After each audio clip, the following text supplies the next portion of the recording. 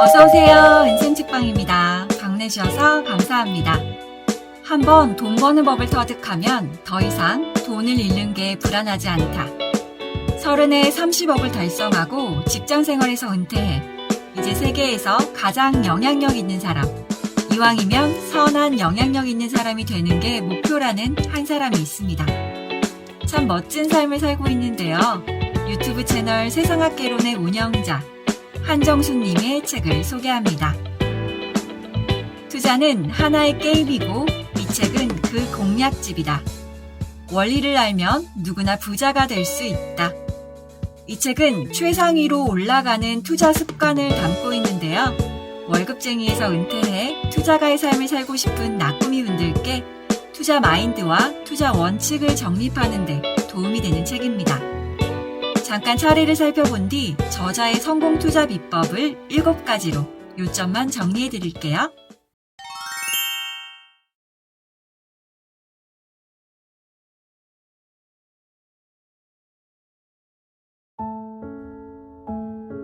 돈이라는 건 정부가 계속 찍어낼 수 있기 때문에 그 가치는 조금씩 떨어질 수밖에 없습니다.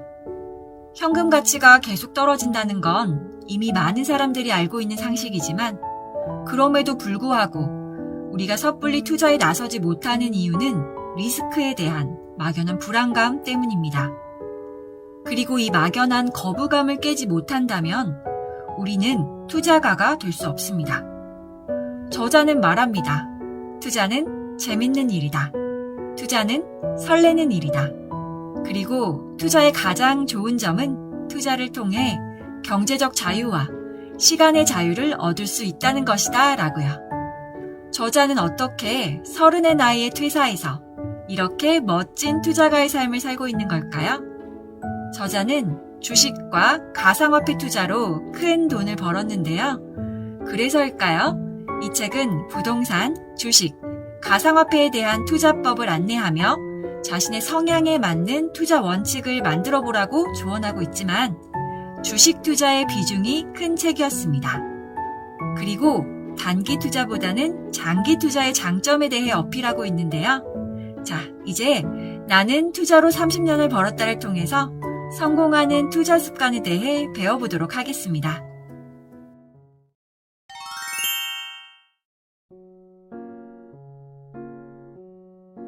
생각보다 많은 사람들이 본인이 지금 재산을 정확히 얼마나 갖고 있는지 모르고 산다고 합니다. 그리고 현재 자기가 어느 위치에 있는지 정확히 알아야 투자 전략을 세울 수 있습니다.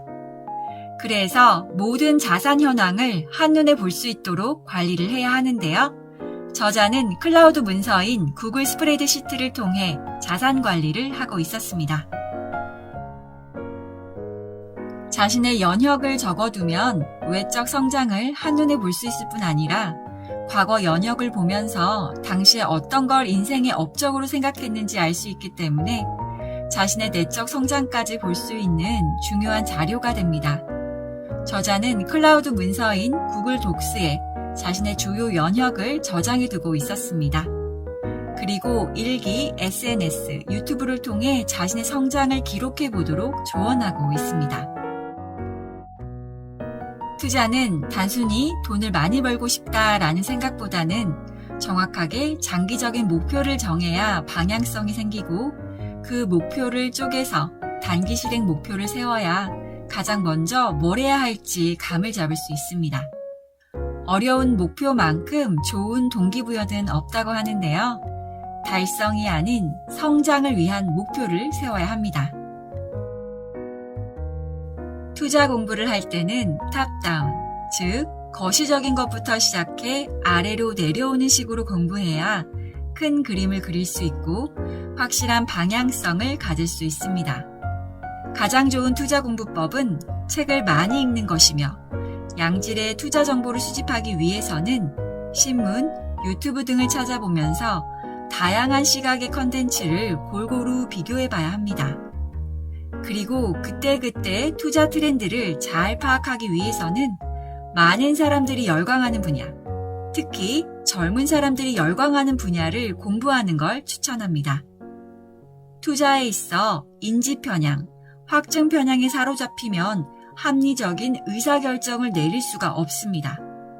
그렇기 때문에 가끔은 투자 밖으로 나와서 스스로 투자를 되돌아보는 일이 투자에서는 매우 중요합니다.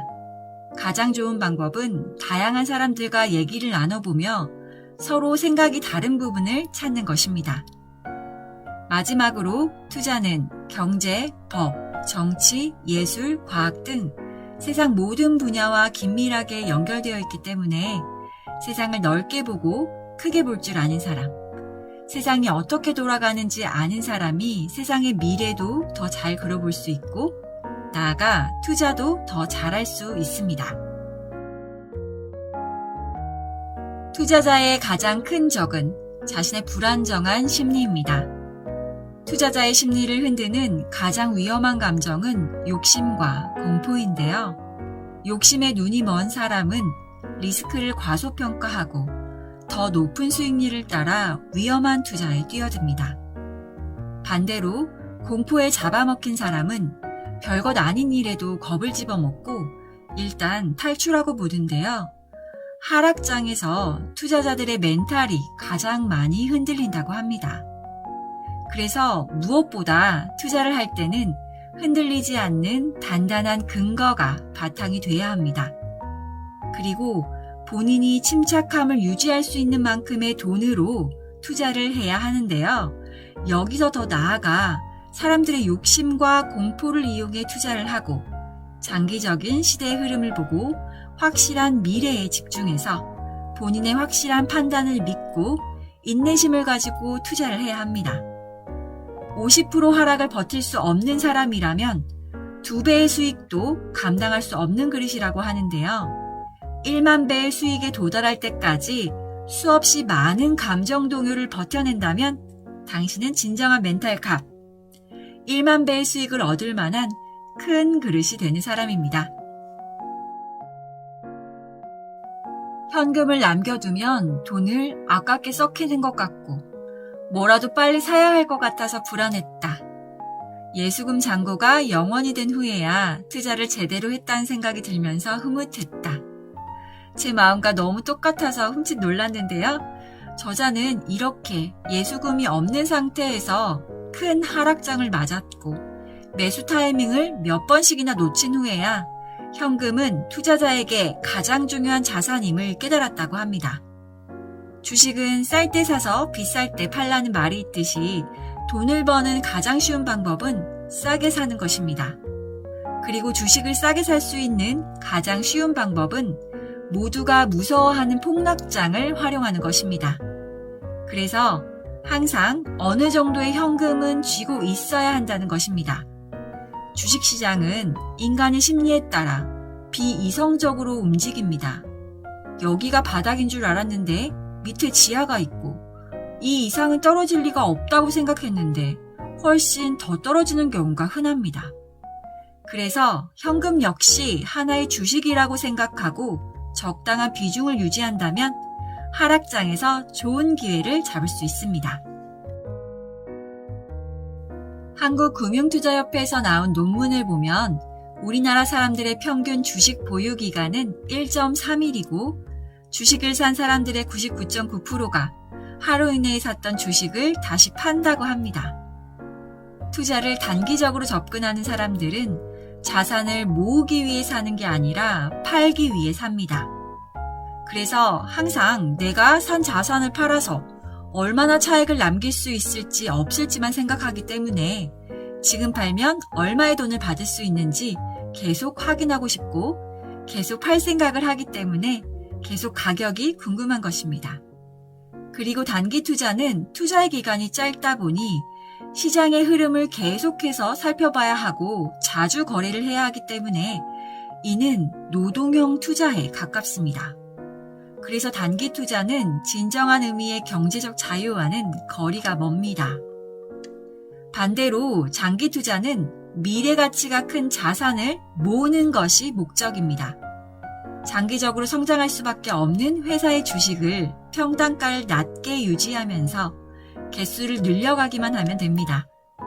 그래서 장기 투자는 하면 할수록 점점 마음이 편해집니다. 기상청의 날씨 예보가 틀릴 때가 있듯이 매일의 날씨 변화를 예측하는 건 어렵지만 겨울이 가면 봄과 여름이 온다는 사실은 알 수 있습니다. 이처럼 내일 어떤 주식이 오를지 맞추는 건 어렵지만 몇 달 뒤 혹은 몇 년 뒤에 어떤 주식이 오를지 예상하는 건 조금 더 쉽습니다. 세상의 큰 변화는 1, 2개월 안에 이루어지는 것이 아니라 몇 년에 걸쳐 또는 몇십 년에 걸쳐 이루어지기 때문에 관심만 제대로 가지면 우리는 기회를 잡을 수 있습니다. 세상의 큰 흐름에 올라타야 합니다.